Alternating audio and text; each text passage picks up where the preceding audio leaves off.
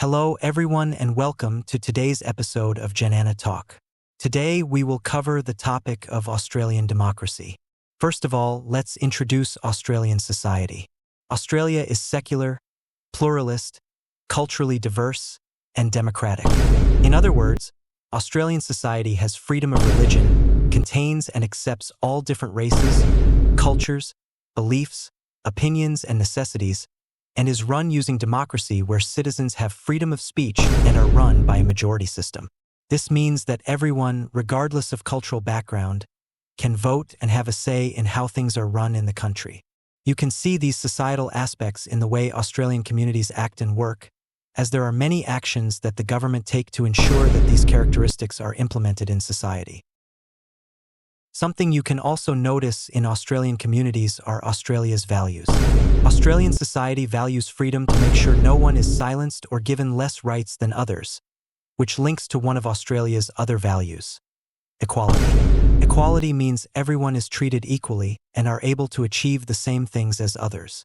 Other values include fairness and respect, which make sure that no one is given special treatment and that everyone's individual cultures and lifestyles are valued. You can see these values reflected through Australia's voting system, education, and workplace environments. Also, in Australia's multicultural setting, these values ensure that there is no discrimination practiced. This also means that there is no slavery.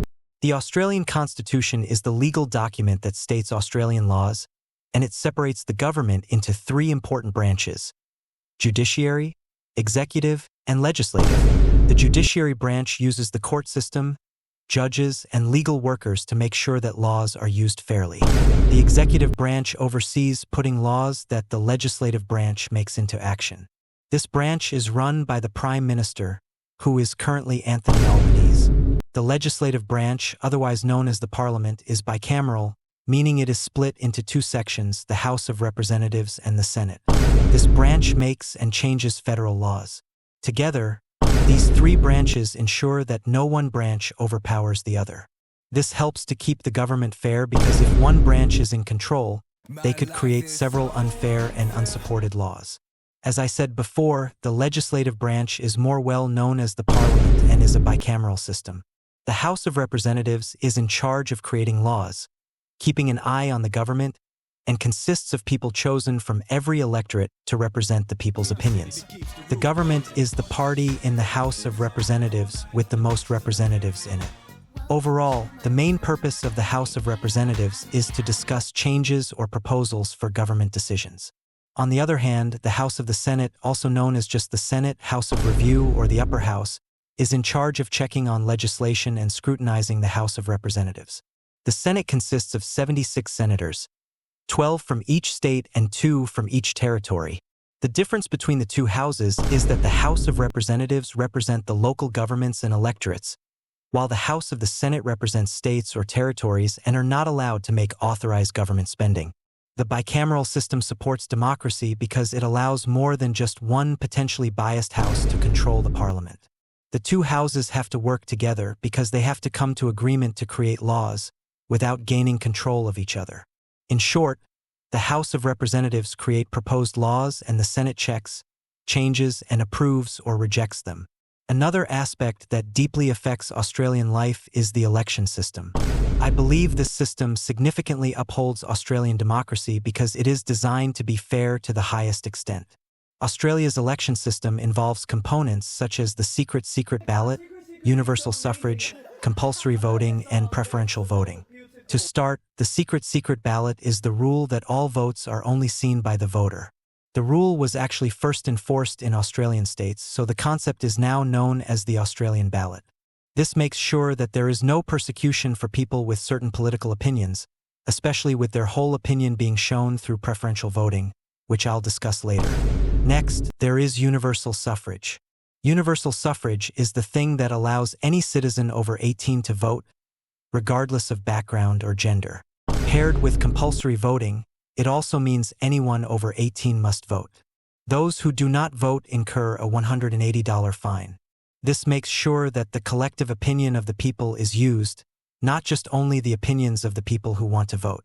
Finally, preferential voting is where people not only state their number one party in the voting process but also put the full ranking of all the candidates. This allows the votes to create a more accurate idea of the popular parties.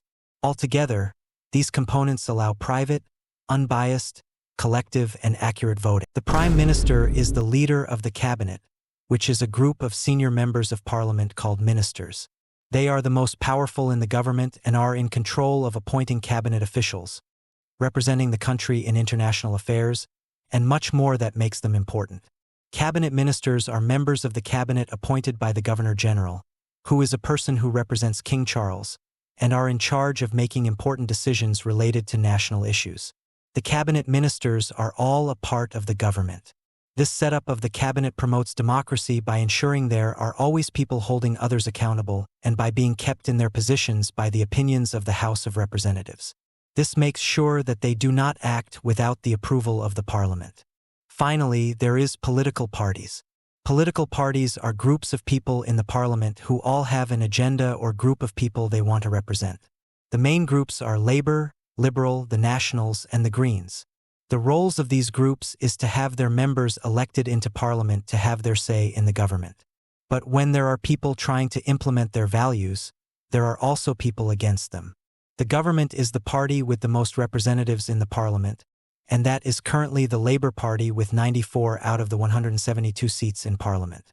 There are also the opposition parties, which are all the other parties and are in charge of making sure the government doesn't abuse their power and also to provide other opinions and perspectives in the Parliament. Like before, this ensures that the government is democratic because it makes sure all opinions are heard. In all, Australian democracy is demonstrated through society, Australian values, the election system, and the parliamentary system. And that concludes today's talk. Hopefully this was not a complete waste of time that you could have spent doing something with your life. It was. Subscribe for more content like this and stay tuned for more episodes. You'll be staying tuned for the next term.